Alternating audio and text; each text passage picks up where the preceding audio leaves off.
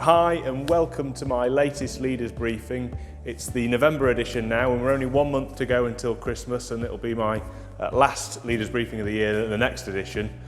We've recently commemorated Remembrance Day here at our offices at Mill Lane and also around our leisure centres across the district, and I really hope that all of the commemoration events went really well across the parishes throughout the district. Now, hopefully you've received our latest edition of the North East Derbyshire News magazine. It should have dropped through your letterbox now, and if it hasn't done yet, it will do any day now. There's lots of features in there. There's news about Killermarsh Active, which is now up and running and open, and we've got the library open within the building there.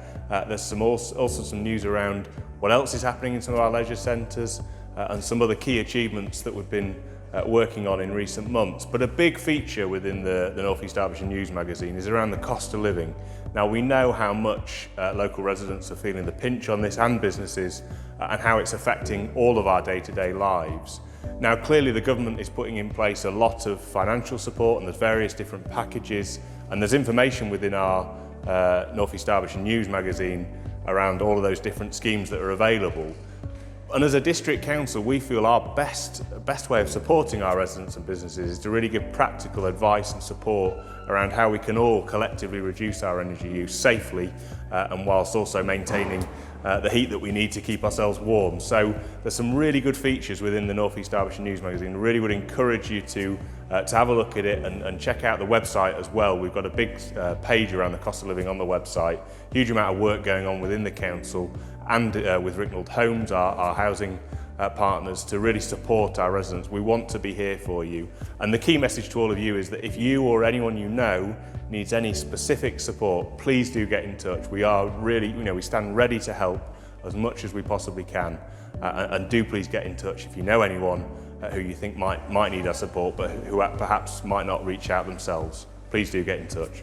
And then, sticking with the theme of energy efficiency, we're also running a consultation together with the other district and borough councils and the county council around energy efficiency improvements to our homes. You'll find more information on this on our website and how you can take part in the consultation, but we'd be really interested to hear from you about ways in which we as local authorities in the area can work together to try and improve energy efficiency in our homes, which is obviously going to help us all to deal with issues like the energy bills, but also our collective carbon footprint and helping us to reduce our carbon emissions as a county as a whole.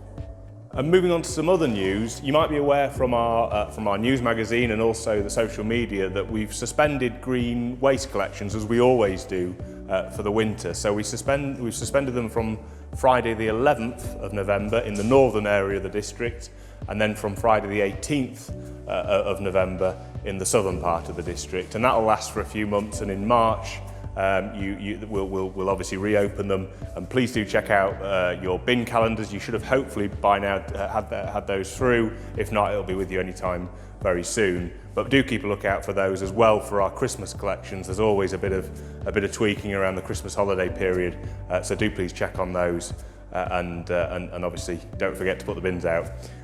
Myself and the deputy leader of the council also spent a day shift each with some of the refuse collection teams, and it was a really fantastic experience. It absolutely poured it down with rain on my shift, where I did some bins in Dromfield, Lunston and Cutthorpe. Fortunately for Councillor Cupit, she had a fairly dry day. I wasn't so lucky, but it was a really fantastic experience. It was great to walk a mile in the shoes of or several miles if you like, in the shoes of our refuse collectors and really understand a bit more about what they have to do. And it made me really grateful and appreciative for the work that they do day in, day out to do something as simple as keeping our bins emptied, and what a mess we would be in without them. So I want to say a really big thank you to all of our refuse teams and all of our street scene services who do some fantastic work to keep the district looking clean and tidy. And it's great to be able to show a bit of appreciation for them and demonstrate really what they have to go through on a daily basis. So well done to them, and a particular thank you to the teams that looked after Charlotte and myself during the recent outings. We'll be back out again, and actually in a couple of weeks' time I'll be spending some time with some of our leisure centre staff as well to understand a bit more about their work and how they're getting on. And we're doing a range of these back to the floor sessions over the coming weeks to just really get to grips with what our staff are having to do in terms of some of the services that we deliver. So you'll be finding more out about that in future briefings, I'm sure. As I've mentioned in previous leaders briefings, we're taking a lot of tough action on issues like fly tipping and littering, and we're really trying to get to grips with some of the issues that residents across the district are experiencing, and really trying to make sure that we clean and tidy up our beautiful countryside surroundings. And so a few of the things that we've been doing, we've had some high-profile prosecutions, we've seized and crushed a vehicle and issued some pretty hefty fines. We've also increased the fines that we distribute to the maximum possible amount that we're allowed to set them at.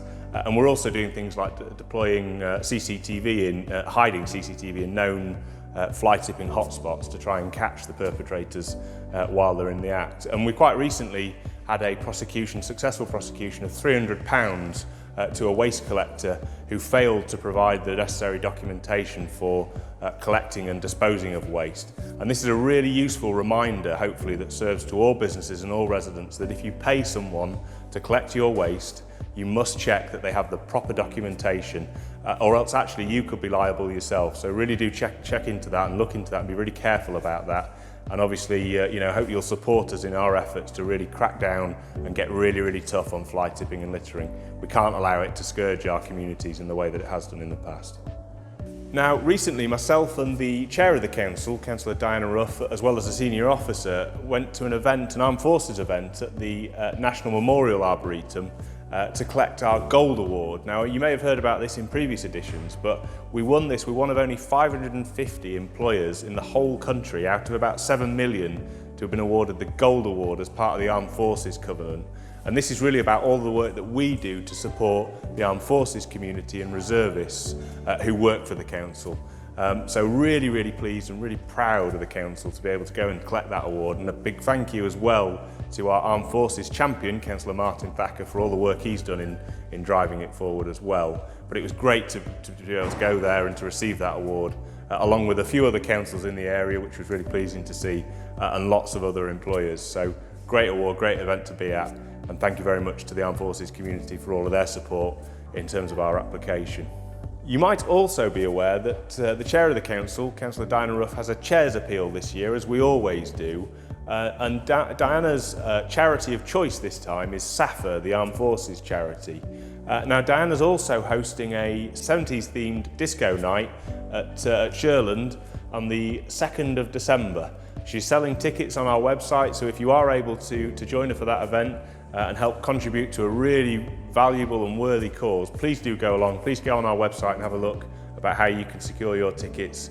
As I say, it'll be a fantastic night, lots of great tunes on, and a good opportunity to contribute to this fantastic cause as well.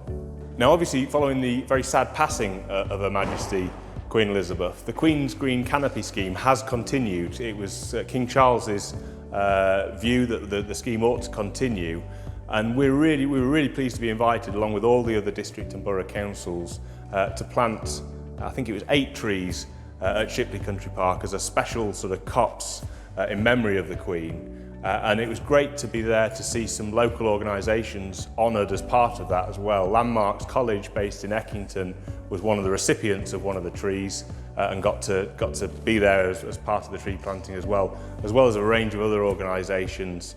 And it was great to be there and great to be part of a really fantastic event to help honour the Queen and also to plant more trees. It's a big Derbyshire ambition at the minute to try and plant 1 million trees over the next few years. So this is going some small way to helping achieve that, and for a really good cause in memory of our fantastic late Majesty, Queen Elizabeth II.